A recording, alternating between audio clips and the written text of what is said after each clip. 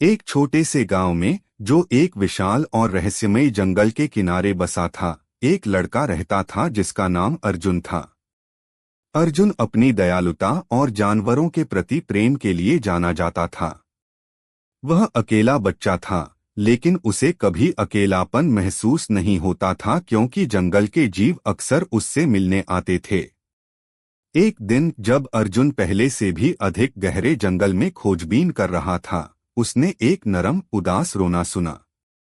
उस आवाज का पीछा करते हुए उसने देखा कि एक युवा हिरण शिकारी के जाल में फंसा हुआ था।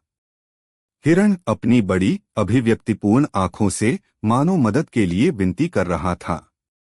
अर्जुन का दिल उस जीव के लिए पिघल गया।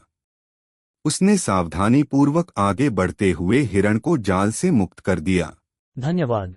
एक नरम आवाज अचानक बोली। अर्जुन ने इधर-उधर देखा, हैरान। ये किसने कहा?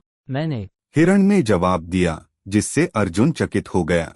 तुम बोल सकते हो? अर्जुन हकला उठा। हाँ। हिरण ने सिर हिलाया। मेरा नाम रवि है। मैं साधारण हिरण नहीं हूँ।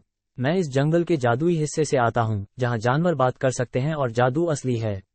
लेकिन हमारी दुनिया खतरे में है। रवि ने बताया कि एक दुष्ट जादूगर जिसका नाम काल था, ने जादुई जंगल पर एक मंत्र डाला था, जिससे कई जानवरों ने अपनी आवाज खो दी थी और विभिन्न जालों और पिंजरों में फंस गए थे। उस मंत्र को तोड़ने का एकमात्र तरीका एक दुर्लभ चमकते फूल को खोजना था जिसे मून ब्लॉसम कहते हैं, जो केवल मिस्टिक पर्वतों की सबसे ऊंची चोटी पर खिलता है। अपने नए दोस्त की मदद करने के लिए दृढ़ संकल्पित अर्जुन ने इस कठिन यात्रा पर निकलने का फैसला किया। वे एक साथ निकले, रास्ते में कई चुनौतियों का सामना करते हुए, तेज बहती नदियां, अंधेरी गुफाएं और खतरनाक रास्ते।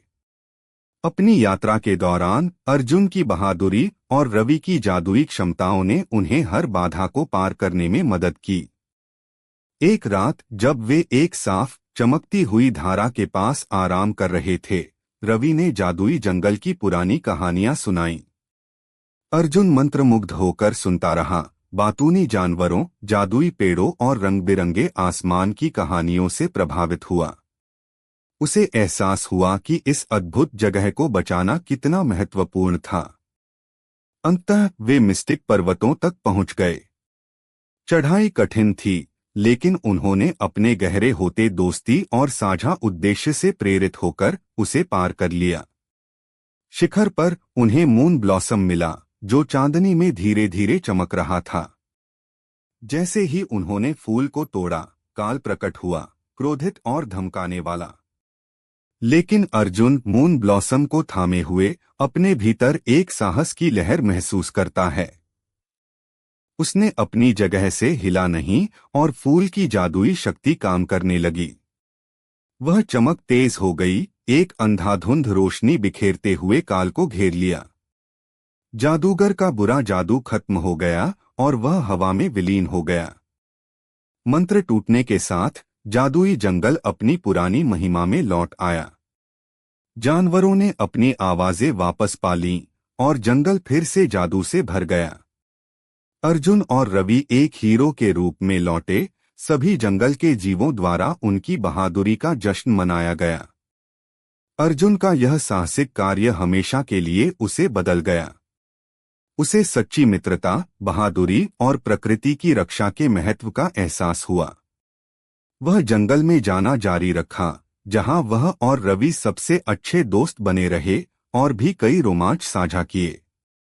इस तरह एक छोटे से गांव में, जो एक विशाल और जादुई जंगल के किनारे बसा था, एक लड़के और एक जादुई हिरण के बीच का बंधन एक किंवदंती बन गया, एक मित्रता की कहानी जो आने वाली पीढ़ियों तक सुनाई जाती रहेगी।